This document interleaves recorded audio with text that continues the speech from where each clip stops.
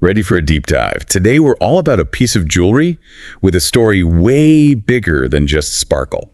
Ooh, I like where this is going. Lay it on me. It's the Cullinan V Brooch. Diamonds, royalty, a little bit of maybe even some intrigue. Okay, now you've really got my attention. Not just any diamond, though. We're talking about a piece of the largest gem-quality diamond ever found. Whoa, wait. Seriously, like how huge are we talking? Huge GE. The OG Cullinan diamond was 3,106 carats. That's, well, imagine a small watermelon, but sparkly. A diamond watermelon. That's insane. And this wasn't just some random find. This stone was a gift to King Edward VII back in 1905. A pretty big gesture, right? I'd say so, but why give it to a king? Well, it was meant to be a powerful symbol, a way of solidifying the relationship between Britain and South Africa. So this diamond watermelon was like a diplomatic peace offering. You could say that. It was definitely a statement. Okay, but back to the Cullinan V. You said it's just one piece of that original stone. Right. The original diamond was actually cut into 9 major stones, plus almost 100 smaller ones. And the Cullinan V, while not the biggest of the bunch, definitely has the most interesting story, I think. More interesting than a diamond watermelon. Okay, you've got to tell me more. Oh, there's plenty to tell. But first, I'm curious. So, we've got this chunk of a legendary diamond. It gets made into a brooch. Why a brooch? Why not something, I don't know, more like crown-worthy? Yeah, good point. A brooch seems a little, well, plain for such a famous diamond. That's where things get clever. The Cullinan V is actually incredibly versatile. It's 18.8 carats, not tiny by any means, but it was designed to be worn in a bunch of different ways. Wait, are you telling me this thing is like a shape-shifting jewel? Basically. Brooch, pendant, it can even be part of a tiara. A jewel transformer. I am SO here for this. Right. And that adaptability is super important. It reflects how roles for women and for jewelry itself have changed over time. Okay, so how did the Cullinan V even end up as a brooch in the first place? Who got it first? It went to Queen Mary, wife of King George V. That was back in 1910. Queen Mary. Didn't she have a bit of a thing for jewelry? She did. She loved fancy jewels. So the Cullinan V was like the perfect gift for her. You know, super high quality, platinum setting, all these delicate little motifs. Motifs? Like what kind of designs? Scrolling, foliate stuff, think leaves and flowers, all stylized and fancy, surrounding that big diamond. Sounds gorgeous. So Queen Mary, she actually USD this transforming ability. Didn't just leave it as a brooch. Oh no, she loved wearing it in different ways. Lots of royal occasions she'd have it on. Brooch, pendant, even on this incredible jeweled garment called the Delhi Durbar Stomacher. That's awesome. But didn't it end up on a crown too? You're totally right. It's a wild story. The Cullinan V was on Queen Mary's coronation crown back in 1937.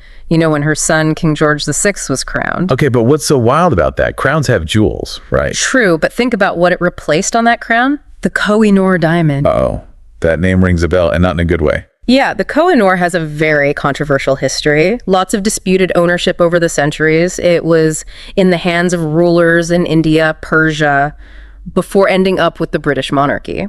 So Queen Mary choosing the Cullinan V instead, that was a huge deal. Okay, so not just swapping out one sparkly rock for another. Yeah. This was a statement. Exactly. It was about the changing relationship between Britain and the Commonwealth. She went with the Cullinan V, a diamond symbolizing unity with South Africa. This Cullinan V, it's practically a traveling ambassador, not just a jewel. South African mine, brooch, pendant, crown. What's next? Well, after Queen Mary, it, along with most of the other Cullinan diamonds, went to Queen Elizabeth II when she became queen. That was in 1953. Makes sense.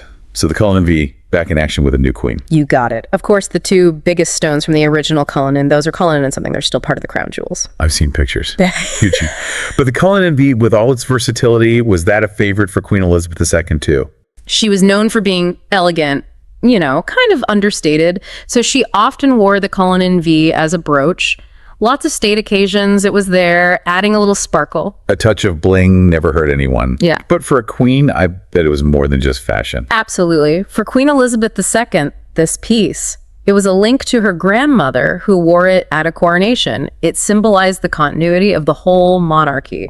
So it's like a family heirloom, but on a national scale. Exactly, a powerful symbol. But speaking of coronations, we got to talk about the most recent one, King Charles.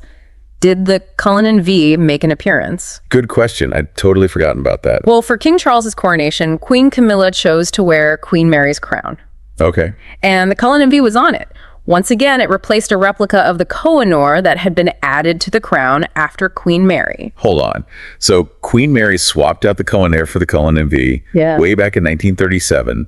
And then almost a century later, Queen Camilla does the same thing. That can't be a coincidence, right? Not at all. It's definitely a nod to history, to honoring Queen Mary's legacy. But it's also smart, considering all the controversy around the Kohinoor.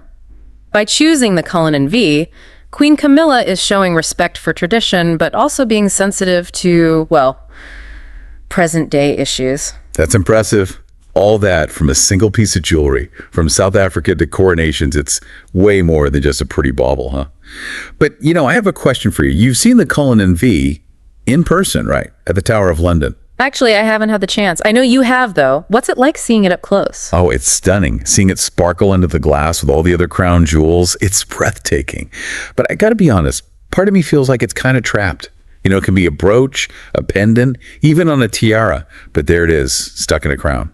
Like its full potential is being wasted. That AS, an interesting way to look at it. Right. It's like it's yearning to break free and do more. So, is that it? Is its destiny to be just another jewel in a crown? Or is there more to its story? We'll dive into those questions and more after a quick break. Stay tuned. It is an interesting thought. Like, it's almost, yearning for a more active role. Right, like it wants to get out there and DO stuff. But remember, even when it's not being worn, the Cullinan V, it's still working. It's a symbol, even under glass. That's true. I guess it's always making a statement, even when it's not literally on a statement. Okay, but let's back up for a sec. We've covered a lot about minds, monarchs. What are the big things to remember from the Cullinan V story? What should our listeners be thinking about? Well, I think the biggest takeaway is that this diamond, it's a powerful symbol of connection. Like, first off, it shows the complicated relationship between Britain and South Africa. That whole gift of the Cullinan diamond back in the day, that was a strategic move, meant to smooth over some rough history, signal a new era for the Commonwealth. Right. It's like a sparkling ambassador for peace. But it's more than just international relations, right? It's also super family focused. Totally. The Cullinan V represents the British monarchy, how it's lasted for so long. Yeah. From Queen Mary to Queen Elizabeth II and now King Charles. It's a symbol of their whole legacy. Wow. So this one piece of jewelry has seen a lot of history firsthand. Weddings, coronations, state visits. It's like a little sparkly time capsule. And that's what makes it so cool. It's not just a pretty thing. It's a real live artifact, a piece of the past that's still shaping things today. I love that. Yeah. But we can't forget its most interesting quality, that shape-shifting ability. Oh, absolutely. That adaptability, that's key to its story. It shows how jewelry has changed, how it's used. It went from just being decoration to being this tool for communication, even diplomacy. It's like a secret language, depending on how it's worn. Brooch for this, pendant for that. Each choice has meaning. Exactly. And that leads to some really interesting questions. Why did Queen Mary decide to put it on her crown for that coronation? What was she trying to say by replacing the Kohinoor? And then Queen Camilla does the same thing, like a century later. Those choices were deliberate, meant to send a message about the monarchy. It's like they're playing royal chess. And the Cullinan V is a power move. Love that analogy. But if we're saying the Cullinan V represents adaptability, what does that mean for its future? Ooh, good point. We've seen it as all these different things. But now it's in that crown. Is that where it stays? Or could it change again? $1 million question. No crystal ball here, but we can make some guesses. Okay, let's play Predict the Cullinan's Future. What do you think is most likely? One possibility is that it stays put. Becomes a permanent part of that crown, represents tradition, honors Queen Mary. Makes sense. Keeps that connection to the past strong. But part of me wants something more exciting. I get it. Locking it away does seem kind of wrong after all its transformations. Right, like caging a butterfly. Yeah, maybe we'll get a surprise. Maybe Queen Camilla will decide to wear it as a brooch sometimes, like Queen Mary did. Or maybe it ends up on a tiara for some fancy event. Now that would be a moment. But there's another thing to consider, right? Thinking about the Kohinoor again? Yeah. The Cullinan V replaced it twice, avoiding all that controversy. But the Kohinoor is still a big issue. It is. Super complicated, no easy answers.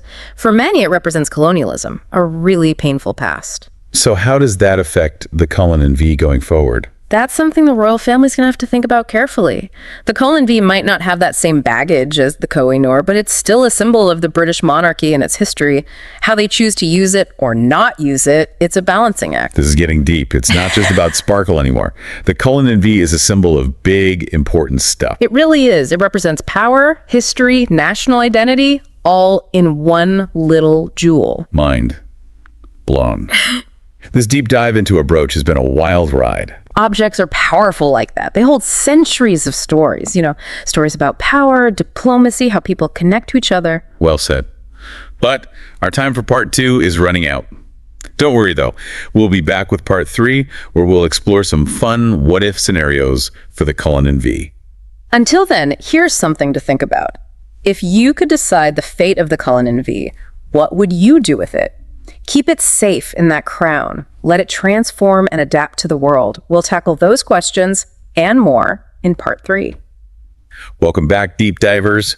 We're wrapping up our Cullinan V Brooch journey, and let me tell you, it's been a wild one. Sparkle, history, and a whole lot of what-ifs. Definitely wild. We've gone from South African mind to the heart of the monarchy. We've talked about what it represents, connection, how things stay the same, how they change. Right, and last time, we left you with a challenge. What would you do with a Cullinan V if you could decide its fate? Exactly. Time to put on our imaginary crowns and get creative. What if? All right, first scenario. What if we leave it where it is? Safe and sound in Queen Mary's crown. What kind of message does that send? Well, it says a lot about tradition, about keeping things the way they've been. It honors Queen Mary, her influence, all that. Plus, it shows they're serious about preserving the past. That crown, those jewels, they're important. It says we value history. But for a jewel that can transform, is it a little too safe? Maybe. Remember how adaptable it is? Sticking it in a crown forever might feel like we're, holding it back. Like we're wasting its talent. Okay, so new scenario. What if it goes back to being a brooch? Ooh, I like that. Picture Queen Camilla on a state visit, Cullinan V sparkling away. A little nod to Queen Mary, but modern. Right, like we respect the past, but we're moving forward. Plus, that diplomatic potential. Imagine her wearing it to South Africa. Powerful. It would show they acknowledge the history between the two countries. The Cullinan diamond itself, where it came from, that matters. It would be like saying, we remember and we care about our relationship. Yeah, it'd be like a symbol of, making things right again. Bridge between past and present. Exactly. But let's go even further. What if it takes on a totally new role? Something we haven't even seen before. Ooh, okay. Let's break some royal rules. What if it was made into something for King Charles? Interesting. A tie pin, maybe? Or a cufflink? That would definitely shake things up, but in a good way. Right. It'd be his own way of making history while still respecting the Cullinan's legacy. Plus, it kind of flips things around, the king wearing what's usually seen as a feminine jewel. I like it. Bold, modern, shows how things are changing. But what if we really go wild? Loan it to a museum. Now, that's a big move. People from all over could see it, learn about its history, what it means. Huge interest, for sure. Museums would be fighting over it. And think of the conversations it would start, about what the monarchy even means these days. Like a world tour for the Cullinan V, connecting with people everywhere. Bringing history to life, making it real, something you can actually experience. Wow. We've gone from brooches to museums and cufflinks. This little jewel has sparked a lot of imagination. That's the fun of these what-if games. We explore all the possibilities, but in the end, it's up to the royals. True. But as we've seen, the Cullinan V, it's full of surprises. Oh, yeah. Looking ahead, one thing's for sure, its story isn't over yet. Well said. And on that note, this deep dive has come to an end. We've covered its past, what it represents, even what its future might hold. It's been a journey, that's for sure. Sparkle, intrigue, things to think about. Couldn't have said it better myself. And to our listeners, thanks for joining us on this Cullinan V adventure. Who knows what's next for it, but it'll keep fascinating us all for a long time to come. Until next time, happy exploring.